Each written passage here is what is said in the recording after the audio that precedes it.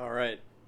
So we've gotten into some deeper elements of what spiritual practice is, why it's important in a spiritual existence, on a spiritual path, why it's important for you. We know about Vishvamitra and his spiritual power lessons.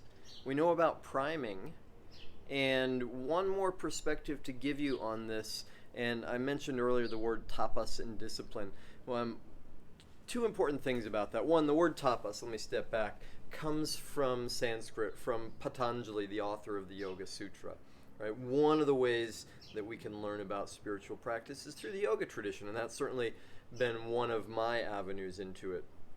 And what Patanjali said is it's really simple. If you want to wake up, if you want to experience yourself as the divine, then just wake up. Experience yourself as a divine. Realize it's all perfect. Ishvara pranidanadva, which means give your identity to God and you become God. Right? This is like Neem Karoli Baba said, when your eyes are on God, nothing else matters. I'll tell you that story another time. Truth is, and that's just like what Byron Katie said, love what is, or Eckhart Tolle said, the power of now. And what we learn from that is what we already know, which is, well, yeah, of course, it is all perfect. Right now I can hear church bells, and I can hear birds chirping, and I can hear the whine of an engine of a car nearby. And when I remember the truth, that's all perfect. And even if a truck parks out front and it's really loud right now, and I'm thinking, I want the sound to be really good for this recording, and I could remember that actually it's all perfect. And that's what Ishvara Pranidanadva means, is that realization that it's all perfect. And I know you know what I mean, and I know you wouldn't be here if you, like me, didn't sometimes forget that. Sometimes we think, you know what, it really is a problem. This is a big deal. Well, Patanjali had us covered, because he said, okay, well, yeah, I know sometimes it's difficult to remember that truth, so here's a 3-step plan, and that is Ishvara Pranidhana. That's one of the 3 steps. The other 2, though, are tapas and svadhyaya. Tapas first, which I mentioned earlier, means discipline, fire, heat. Tapas means, in some ways, it means going against the grain. Remember what Krishnamurti said about being well adjusted to an insane society. Not only is society insane, we've swung to an overly materialistic perspective. It's the majority. It's the reigning energetic. It's what we are all born into. It's what we see around us all the time. So to choose a spiritual life, beyond spiritual bypass, beyond just dressing in a spiritual way, well, not that I am, to actually live in a spiritual way is different. It takes some heat. It takes some discipline. And the word discipline is worth dissecting a little bit. I love what I learned about this from Joseph Chilton Pierce, who wrote Magical Child, Magical Parent. And he was the first time I ever saw this, that discipline from its roots means joyful follower. And of course it relates back to the word disciple, right? And a disciple is not someone who's pushed into following. A disciple is someone who sees a guru, and a guru means one who removes gu, right? The remover of darkness. A guru is anyone or anything in our experience that sees the light, that shows us where there was darkness. Because sometimes we have to find the darkness before we can shine a light on it, right? Which is to say, again, anything can be a lesson, can be part of our spiritual practice. Anyone can be our guru. So the guru sees in the disciple light, sees perfection, sees the truth. The disciple sees the guru and sees that light and says, I want to follow you. That was the same as Vishvamitra saying to Vashista, I follow you. I want what you have. I want that kind of vision. And our spiritual practice, tapas, can become and will become, if we stay with it, that same kind of sweetness, that same kind of joyful following.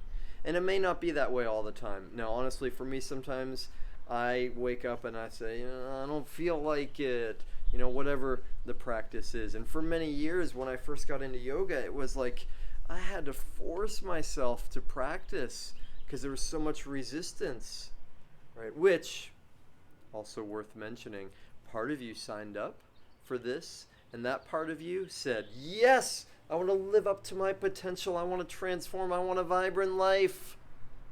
I want to eat well. I want to be kind all the time. And then we all have at least two parts in us. There's another part that says, I don't want to. Transformation, no way. I said that thing about practicing yoga, but I'd rather sit on my butt today. And I said that thing about eating well, and having a salad every day and green juice, and I'm going to have some ice cream. In fact, I'm going to eat the whole pint. In fact, let's go get another pint. Right, we've all got those two parts. So when that part shows up, it's all right. Discipline, though, and we're going to get into the mechanics of how to go beyond discipline being the thing that we have to push ourselves to do. And, right, that's helpful sometimes. Right? Sometimes we need a kick in the butt, and that's part of what you've hired me for, in a way, is to be a kick in the butt for you. Or to help you be accountable to yourself. And that's what I really do, is help you to do what you say you want to do. What you really do, what that part of you wants to do, that spiritual part of you. So discipline, tapas, it may be for a while that we need to set an alarm. It may be that we need to put a timer on our meditation. It may be that we have to, wake ourselves up or just force ourselves to sit down and write out what we're grateful for, even if at first we don't feel it. Right? That's okay. That's worthwhile. Eventually, though, we're going to learn to be a joyful follower. That practice, that sadhana, that striving forward becomes just something that we feel so blessed to do, so lucky to do. So tapas, discipline, we utilize it for as short a period of time as possible. Because the thing about discipline in that sense, that kind of pushing, forcing ourselves to do something, willpower, it's exhaustible. It's going to run out. Right? Guaranteed. We can only use it for so long. Some people are really disciplined, but even them, they're going to burn out on that. So we're going to replace that kind of fuel, which is exhaustible, with a greater fuel, which is, what do we really want? Right? And that's part of why I keep asking you that question. What is your destination? What's your dharma? What do you really want? Because what we're going to see more and more, and not just see with our eyes, see with our heart and with our experience, is that when we really set our mind, our heart, our eyes on a destination and get how this practice leads us toward it, then it becomes natural, it becomes automatic. And that's so cool, y'all. That's where discipline goes out the window and it just becomes natural, it becomes part of life. Becomes who we are. Like, you probably don't think a lot about brushing your teeth, and at one point that needed to be a discipline. It wasn't something you remembered, and maybe it wasn't even something you liked. I remember when I was a little kid, I didn't want to brush my teeth because I had to, because my mother told me I had to. Right? I would literally go into the bathroom, close the door, wet my toothbrush, and stand there. How stupid is that? Right? And I got cavities. Oh well. Live and learn. And maybe that's the last thing to mention for now about our spiritual practice is some days it'll go beautifully. Some days you will meditate and it will just be like the angels are singing. And some days the mind will just spin. But really, really, really, I hope you get this. What spiritual practice is about is just doing the best you have with what you got. And we're going to optimize, we're going to strategize, look at the best ways to maximize your spiritual practice. And sometimes it's just a matter of going through the motions, just showing up. If you want to run marathons, you got to do the miles. If you want to live a spiritual life, it's a practice until it's not.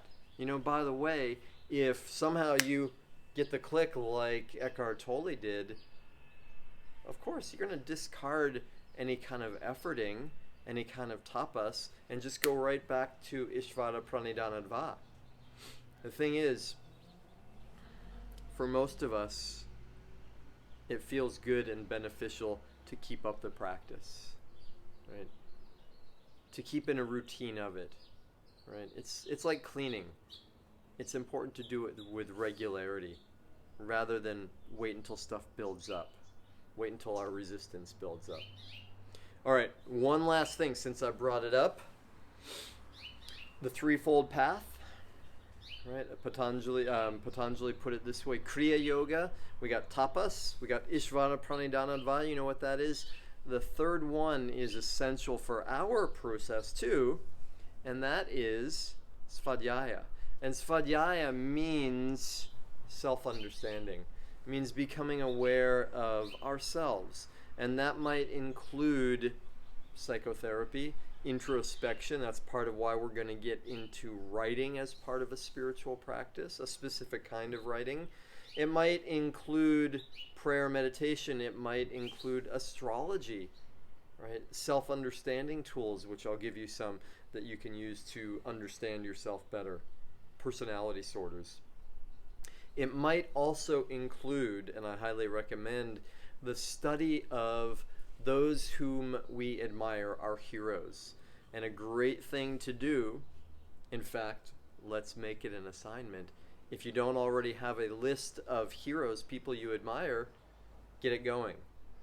For me, I've got a whole folder in my computer that has to do with goals and affirmations and incantations and heroes and dreams and bucket lists. Like, this is just one folder of the metaphysical part of having an extraordinary life. So part of Svadhyaya is learning about those who have achieved greatness in whatever realm turns you on. Now, for me, part of that is incredible saints, and some of my heroes are Martin Luther King Jr. or Gandhi, people that have made a powerful difference in the world. And when we study them, we also realize something about ourselves and our potential. Right? So that's Patanjali's big three. Tapas, discipline, which you understand more about now.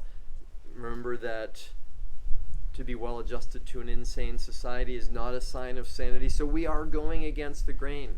We're doing something unusual. And by the way, not something that you necessarily talk about with everyone, because some people, and maybe even some people in our family, they're not down with this. And they might say, oh, what are you wasting your time with that for? That doesn't mean anything. That's not going to work. And that's part of why we have this Sangha, this community. Right? So tapas means that we put some effort in. Sadhana means that we strive. It means we do something to remember our spiritual path. This is our priming, to remember our spiritual truth. Svadhyaya is going to be woven through everything we do, and that is understanding ourselves and understanding how the world works. And Ishvara Pranidhanad, let's have moments of that all the time. Like right now, take a big breath. And another one. Yeah. And whether you hear the roar of an engine, or somebody knocking on the door, or a bird, in this moment, can you remember? Of course you can. That it is all perfect. All right. Perfectly. I'll see you soon.